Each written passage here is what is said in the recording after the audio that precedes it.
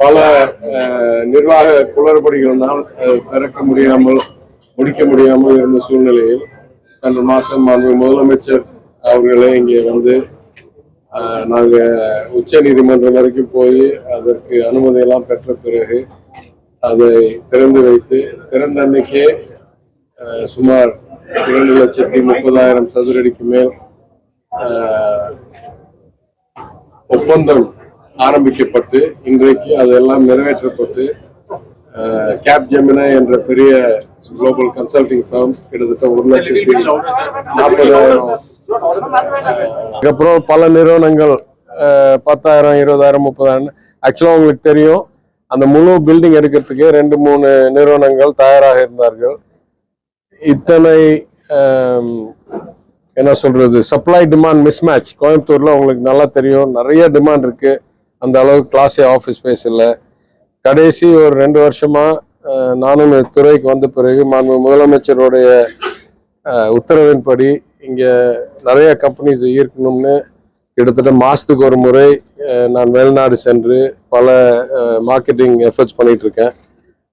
எனக்கும் ஏற்கனவே 20 ஆண்டுகள் வெளிநாட்டில் இருந்த அனுபவம் இருக்கிறதுனாலும் பணி செய்த அனுபவம் இருக்கிறதுனாலும் நம்ம திருச்சி NIT உலக புகழ்பெற்ற MIT போன்ற பல்கலைக்கழகங்களில் நான் கல்வி பெற்ற போது என்னுடைய நண்பர்கள் இன்றைக்கு பெரிய பெரிய நிறுவனங்களில் மூத்த பொறுப்பில் இருக்கிறதுனாலும் நம்ம கொஞ்சம் அக்ரெசிவா மார்க்கெட் பண்ணி இங்க நிறைய நிறுவனங்களை ஈர்த்துட்டு இருக்கோம்.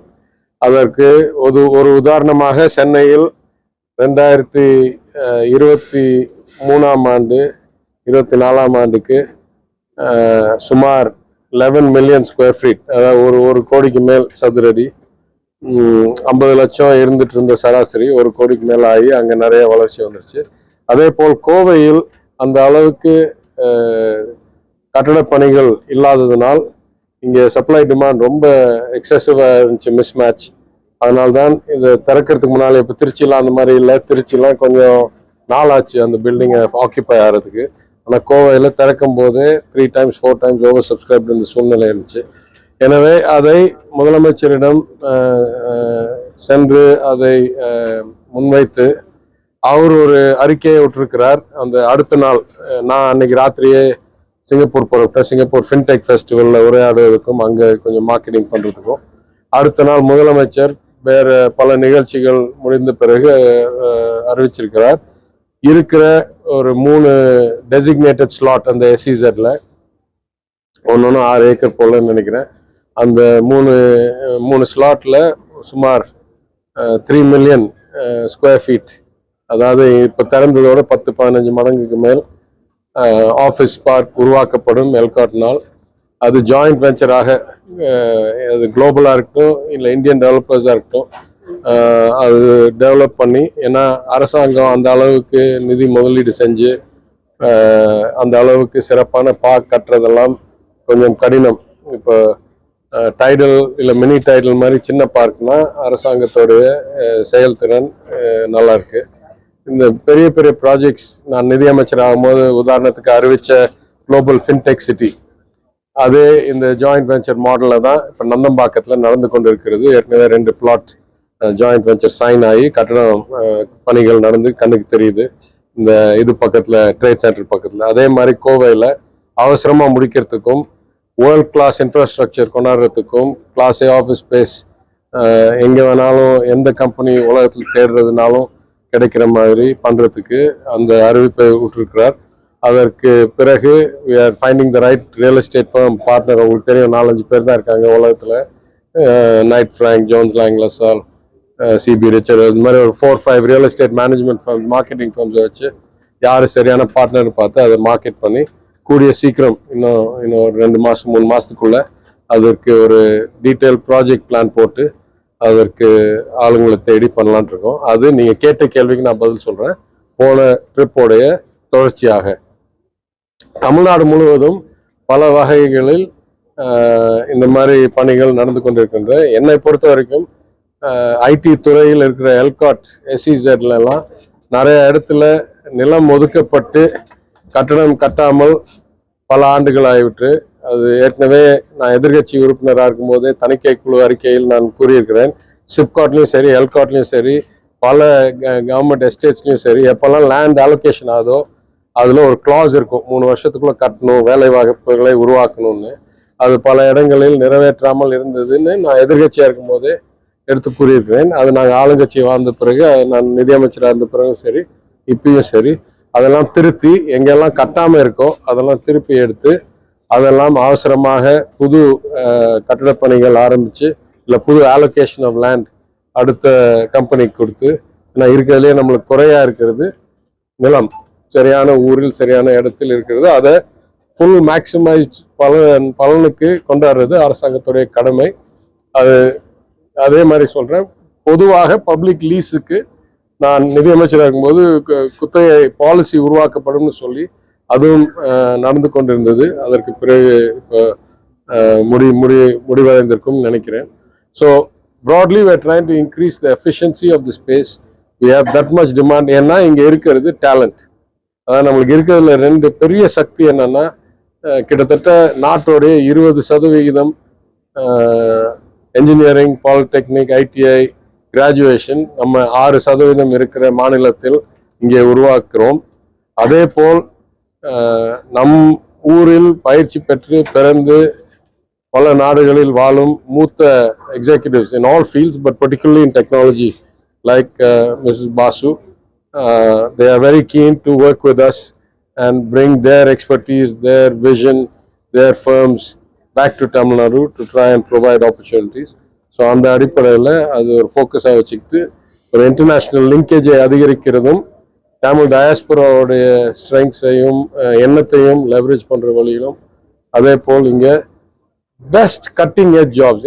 இந்த நிறுவனத்துடைய புகழ் என்ன என்றால், அது அந்த சின்ன அந்த இளைஞர் சொன்ன மாதிரி இந்த மாதிரி ஏஐ ஜாப்ஸ் கொண்டாடுறது ஒரு ஈகோ சிஸ்டத்தையே உருவாக்கும். ஏன்னா this is the leading edge. இது இந்த மாதிரி the demand for this is only going to go up again and again. Madam சொன்னாங்க, இது இந்த அளவுக்கு நாங்கள் கொண்டாந்துருக்கோம்னா இதுக்கு மேல் அடுத்தாப்புல கூடுதல் தகவல் தேடும். இல்லை நண்பர் ரூத் ராமசாமி சொன்ன மாதிரி நீங்கள் துபாயையும் நியூயார்க்கையும் லண்டனையும் மாடல் பண்ணுறீங்க, நீங்கள் கோயம்புத்தூரையும் மாடல் பண்ணும். அப்போ கோயம்புத்தூர் மாடல் பண்ணணும்னா அவங்களுக்கு தெரியும் நம்மளுடைய ரோட் கண்டிஷன்ஸும் நம்மளுடைய டிரைவர் பிஹேவியரும் வேறு நாடுகளோட கொஞ்சம் தனிப்பட்ட முறையாக இருக்கும். அப்போ அதுக்கெல்லாம் இன்னும் கூடுதல் மாடலிங் பண்ணும், கூடுதல் கம்ப்யூட்டருக்கு ட்ரைனிங் கொடுக்கணும். அதனால் ஏஐன்றது நம்ம ரொம்ப சுலபமாக சொல்கிறோம். eventually the machine will do its own processing, but அந்த மெஷினுக்கு ப்ராசஸிங் பண்ணுற அளவுக்கு கற்றுக் கொடுக்கறதுக்கு ஒரு சின்ன குழந்தைக்கு ஊட்டுற மாதிரி, ஸ்பூனில் ஊட்டுற மாதிரி தகவலை ஊட்டினால்தான் அந்த மெஷின் கற்றுக்க முடியும். ஒரு மனிதன்றது நம்ம ஆட்டோமேட்டிக் ப்ராசஸிங் பண்ணுறத நீங்கள் பார்த்தீங்க இந்த வீடியோவில், எப்படி லேயராக தகவலாக கொடுத்தாதான் அந்த மெஷினால் அதை ப்ராசஸ் பண்ணி அடுத்தாப்புல அதை வச்சு லேர்ன் பண்ண முடியும். அதனால் மேடம் சொன்னது, as AI usage becomes more prevalent, at least in the near future, the number of people required to feed the machines will be higher. நம்ம பயப்படுறோம், இவென்ச்சுவலாக இந்த மெஷினை ஃபுல் ப்ராசஸ் பண்ணிடுச்சுன்னா மனிதனுக்கு தேவையில்லாமல் வேலை வாய்ப்பெல்லாம் இழப்போமான்னு. நான் பல இடத்துல கூறியிருக்கிறேன், அது மினிமம் 10-20 வருஷம் ஆகும். ஏன்னா இந்த மெஷினை கற்றுக் கொடுக்கறதுக்கே டேட்டாவை பகிர்ந்து வகுத்து சேர்த்து கொடுக்கறதுக்கே இன்னும் அவ்வளோ வேலை தேவைப்படுது. அதனால் the number of jobs in this sector will keep increasing in the near term.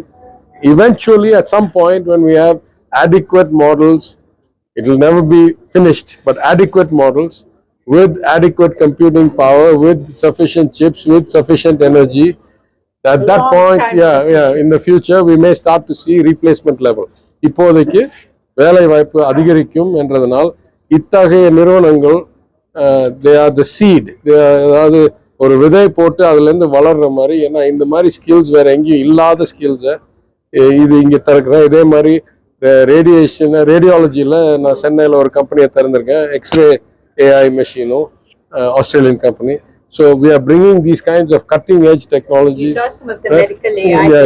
Yeah, in the surgeries, Those were diagnostic of processing chest X-rays and brain CT scans. அதுலெல்லாம் எவ்வளோ, பட் the main point நீங்கள் சிந்திக்க வேண்டியது, நம்ம machine லேர்னிங்னு நம்ம சொல்கிறோமே தவிர ஒரு மனிதர் கண்ணில் பார்க்கிற அளவுக்கு இருக்கிற தகவலை மெஷினுக்கு ஊட்டி விடணும் என்றால் அதற்கு வந்து பல 100 மணி நேரம் வேலை எடுக்குது, மனிதன் பணி எடுக்குது. Machine can process whole information like us. It needs to process bit by bit, image by image, frame by frame. In fact, one discussion we were having is how far ahead is the machine? And என்ன சொன்னாரு, kinder garden அளவுல இருந்து வளர்க்க ஆரம்பிச்சிருக்கோம் இந்த மெஷினோடைய கேப்பபிலிட்டியை. பட்டாதாரிய மாத்தினாதான் மனிதன் அளவுக்கு இருக்கும். இப்போ 5ஆம் கிளாஸ்ல தான் இருக்குன்னு சொல்றேன். தமிழ்நாட்டுல அடிக்கடி வெள்ளம் வரதுனால சென்னைக்கு வந்து ஒரே ஒரு நிமிஷம் அவர் கேட்டார், அவர் முடிச்சு.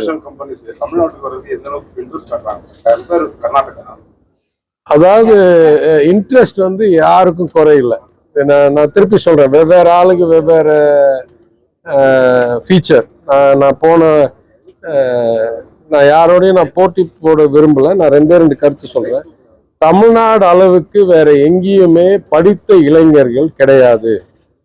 திருப்பி சொல்றேன், பேசிக் statistic 6% of the population, 20% of the graduating people of ITI, Polytechnic, Engineering. இது நம்பர் 1 draw. உதாரணத்துக்கு சொல்றேன், இந்த ஃபெசிலிட்டியில நீங்க பாத்தீங்கன்னா, நான் மேடம்கிட்ட இன்னும் பேசல, ஆனால் என்னுடைய கணிப்பு இதுல 90% மேல வேலை செய்யறவங்க தமிழர்களா இருப்பாங்க.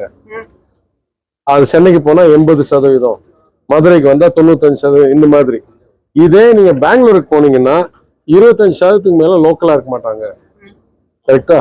அதனால டேலண்ட்டை தேடணும்னா தமிழ்நாடுக்கு தான் வரணும். இது ஒண்ணு. நம்மளுக்கு ரிவர்ஸ் ப்ராப்ளம். இங்க இருக்கிற டேலண்ட் அடுத்த இடத்துக்கு நம்ம வேலை உருவாக்குறது ஸ்பீட் பத்தலைன்னா அங்க போயிடுவாங்கன்றது நம்மளுக்கு கவலையா இருக்க தவிர, ஈர்க்கிறது நம்மளுக்கு முதல் காரணம் டேலண்ட். 2வது காரணம், எல்லா சிட்டிஸ்க்கும் ஒரு அளவுக்கு ஏதோ ஒரு ஸ்பெஷல் இருக்கு. இப்போ பெங்களூர்ல ஏதோ ஒரு ஸ்பெஷலிஸ்ட் இருக்கும், ஸ்பெஷாலிட்டி இருக்கும், ஹைதராபாத். ஆனா இன்னைக்கு குளோபலா இருக்கிற வாய்ப்பு, அதாவது நான் வந்து பல நாடுகளில் பல நிறுவனங்களில் எம்டியாக பெரிய பேங்கராக பணியாற்றினவன் என்ற அடிப்படையில் சொல்றேன். மேக்ரோ எக்கனாமிக் லெவல்ல இந்தியாவுக்கு இன்னைக்கு வரக்கூடிய வாய்ப்பு நம்மளுடைய செயல்திறனாலும் நம்மளுடைய திட்ட திறனாலும் தான் எல்லை காணுகிறதே தவிர, the amount of opportunity is so high that all of us can grow at the fastest rate possible. அதாவது தமிழ்நாடும் சரி, ஹைதராபாடும் சரி, பெங்களூரும் சரி, கேரளாவும் சரி, எல்லாரும் நம்ம ஃபுல் மேக்ஸிமம் கெப்பாசிட்டிக்கு க்ரோ பண்ணாலும் குளோபல் ஆப்பர்ச்சுனிட்டி அந்த அளவுக்கு மேல இருக்கு. மெயின் ரீசன், சைனா விட்டு எல்லாம் வெளியே வர்றாங்க. 30 வருஷமா எல்லாம் சைனாக்கு போயிட்டு இருந்தது. இன்னைக்கு சைனாக்கு போனா ஆபத்துன்ற அளவுக்கு இருக்கிறதையும் கழட்ட பாக்குறாங்க, அங்க போகாம இருக்கணும்னு பாக்குறாங்க. அப்போ there is no other country the scale of India, number 1. Number 2, everywhere else there is scale, there is a aging population. அதாவது ஆவரேஜ் ஏஜ் வந்து அதிகரிச்சுக்கிட்டே போகுது, இளைஞர்கள் பத்தல. இன்னைக்கு பாத்தீங்கன்னா இந்தியா வந்து குளோபல் பாப்புலேஷன்ல கிட்டத்தட்ட 6ல் 1 நபர் இந்தியர். இது இன்னும் நீங்க வகுத்து யாரெல்லாம் முதியோர் ஆகாம இளைஞரா இருக்காங்க, இல்ல வேலை செய்யற வயதுக்குள்ள 60 வயசுக்குள்ள இருக்காங்கன்னு பாத்தீங்கன்னா 5ல் 1. யாரெல்லாம் கல்வி பெற்று அடிப்படை பணி செய்ய அளவுக்கு இருக்காங்கன்னா 4ல் 1. எனவே இங்கதான் மனித வளம் இருக்கு, இங்கதான் இந்த எக்கானமி ஸ்கேல் இருக்கு. என்னதான் நம்ம க்ரோ பண்ணணும்னு விரும்புறோமோ, நம்மளுடைய கட்டமைப்பு, நம்மளுடைய திட்டமிடுதல், நம்மளுடைய செயல்திறன், நம்மளுடைய நிறைவேற்றும் சக்தி, இதுதான் நம்மளுக்கு எல்லையை தவிர வாய்ப்பு வந்து அளவில்லா வாய்ப்பு உலக அளவில். இது இன்னும் 10-15 வருஷத்துக்கு நீடிக்கும். இது வந்து macro economic trend. It is not based on party or government. There is a macro economic global trend. அதுவும் இப்போ யூஎஸ் எலெக்ஷன்லாம் வந்த பிறகு இன்னும் சைனா டென்ஷன்ஸ் அதிகரிச்சுட்டு தான் இருக்கும். அதனால நிறைய வாய்ப்பு இங்க வரதுக்கு இருக்கு. I would say broadly that the Indians are well represented in the Trump administration, as best I can tell, in many ways. And the pro-business attitude and the less regulation attitude broadly should be a plus. It's hard for me to say. I lived there a long time ago. In many ways, I don't recognize. Now, I lived there 20 years, from 87 to 2007. But when I look there now, I don't recognize the country. It's a very different country than when I was there. So I don't have any insight to add personally. I think it's a very pro-business. Well, Okay, so what he said. அதாவது பல காரணங்களுக்கு நான் போறேன். Most of the time it is on invitation. நான் வந்து நானா சுயம்பா நான் மார்க்கெட்டிங்காக போகணும். இன்னை வரைக்கும் ஒரு ட்ரிப் கூட நானா தேடி நான் போகணும்னு நான் போகல. அதாவது ஏதோ ஒரு கான்ஃபரன்ஸு, ஏதோ ஒரு மீட்டிங்கு, ஏதோ ஒரு ஃபெஸ்டிவல், ஏதோ ஒரு காரணத்துக்கு கூப்பிடுறாங்க. அதில் போய் தமிழ்நாடை மார்க்கெட் பண்ணி இந்த மாதிரி நான் யூஎஸ் போனது ஃபெட்னாக் போனேன். ஃபெட்னாக் போகும்போது இந்த மாதிரி கம்பெனிஸ் எல்லாம் பார்த்துட்டு வந்தேன். அதில் இந்த விளைவு கிடைக்குது. அதனால டார்கெட்னா நான் வந்து பட்ஜெட் வச்சு எனக்காக இது மார்க்கெட்டிங்காக போகிறேன்னு சொல்லி அதெல்லாம் வந்து கைடன்ஸில் நடக்குது. நான் வந்து என்னுடைய தனிப்பட்ட அனுபவம் வரலாறு என்ற அடிப்படையில் எங்கெல்லாம் ஈர்க்கிறாங்களோ அவங்களா கூப்பிடுறாங்களோ அங்கெல்லாம் நான் போய் ரிவர்ஸ் மார்க்கெட்டிங்காக நான் பண்றேன். கோயம்புத்தூர் ஐடி தலைநகர் இரண்டாவது தலைநகர் மாற்றுங்க. ஏன்னா சென்னையில் அடிக்கடி There's some people online. Okay. So there are some online media, national media has joined. Okay. The question is from Gaurav, Motul and Friends. How will iMerit Center of Excellence Train the machine to be, and many of these are embedded right into the vehicles. Like a lot of this technology is being evolved and then embedded into the vehicles. Into EVs, Yeah. ARs, All of them are being embedded, and so I think the more you can get them to recognize situations, and the more you can get them to predict actually based on some sequence of events what the next likely event is going to be, then I think you have built-in safety. I see this as an evolution in some sense, because you started with things like anti-lock braking, and then you started seeing like automated steering and guide, the guide that prevents your car from drifting and all that. So it's a progressive thing. It's not a black or white thing. I expect that this will increase in additional ways. Thank you, sir. Sir, DMK files 3 கொண்டு வரதா வந்து அண்ணாமலை சொல்லியிருக்காரு. அதை எப்படி பாக்குறீங்க sir? Yeah, the question for Radha ma'am is what are the projects that iMerit currently is working on? For you. projects that we are working on. Okay, a lot of it is in what we call predictive AI. Predictive AI is what you were talking about.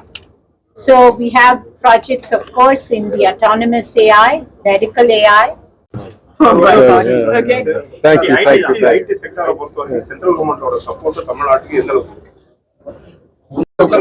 என்னை பொறுத்த வரைக்கும் எல்லா செக்டர்லயும் நம்மளுக்கு central support தேவைப்படுது. இன்னைக்கு எனக்கு ஒரு நல்ல சூழ்நிலை என்னன்னா, இன்னைக்கு மெய்டி என்ற மினிஸ்ட்ரி ஆஃப் எலக்ட்ரானிக்ஸ் அண்ட் டெக்னாலஜியோடைய செயலர், ஒன்றிய செயலர், தமிழ்நாடு பணி செய்த, என்னுடன் பணி செய்த, நான் நிதியமைச்சராக வந்து நிதி செயலராக இருந்த கிருஷ்ணன் அவர்கள் அங்கே மேட்டியில் செக்ரட்டரியாக இருக்காரு. அதே போல டிபார்ட்மெண்ட் ஆஃப் டெலிகம்யூனிகேஷன்ஸில் செயலராக இருக்கிறவர், இந்த துறைக்கு ஐடி துறைக்கு செக்ரட்டரியாக பணி செய்த நீரஜ் மிட்டல் அவர்கள் இருக்கிறாரு. அதனால என் அனுபவத்தில் இத்தகைய நிர்வாகிகள் அங்கே இருக்கிறதுனால், ஐஏஎஸ் நிர்வாகிகள் இருக்கிறதுனால் கூடுதல் இணைப்பாக வேலை செய்யறதுக்கு வாய்ப்புன்னு நான் கருதுகிறேன். நான் அமைச்சராகி 1.5 ஆண்டுகள் தேர்தலுக்கு முன்னால் ஒன்றிய ஐடி மினிஸ்டரை சந்திக்க வாய்ப்பு கேட்டேன். கிடைக்கவே இல்லை. ஏன்னா அவர் 3-4 துறைக்கு அமைச்சராக இருந்தார். இப்போ என்னன்னு தெரியல. ஆனாலும் பல வகையில் இப்போ இன்னைக்கு காலையில் கூட தலைமை செயலரிடம் உரையாற்றினேன் ஃபோனில் வரும்போது. அவர் சொன்னார், இந்த பிஎம் கான்ஃபரன்ஸுக்கு சீஃப் செக்ரட்டரிஸ் கான்ஃபரன்ஸ் போயிட்டு வந்திருக்கேன். அங்கே நித்தி ஆயோக்ல ஃப்ரண்டியர் டெக்னாலஜிக்கு நிறைய இனிஷியேட்டிவ்ஸ் வச்சுருக்காங்க, நம்மளோட இணைத்து பணி செய்யணும்னு கூறுகிறாரு. அப்போ நான் சொன்னேன், சுமன் பெரியும் எனக்கு வேண்டியவர், ஃப்ரெண்டு, பர்சனலாக சும்மா ப்ரொஃபஷ்னலாக.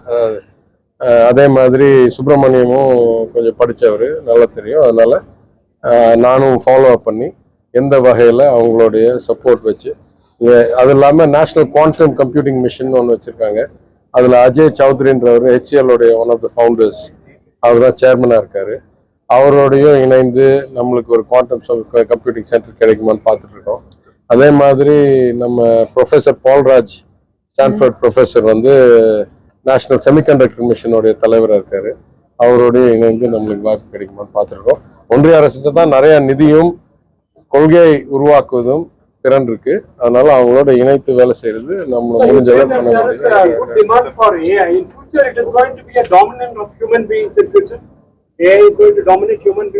No, I didn't say there's a good demand of AI. I'm saying the progression of AI is relentless, right? Like it has been. It's not as if there was a on-off switch.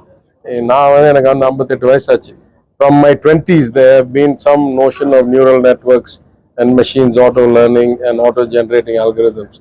So this is a continuum.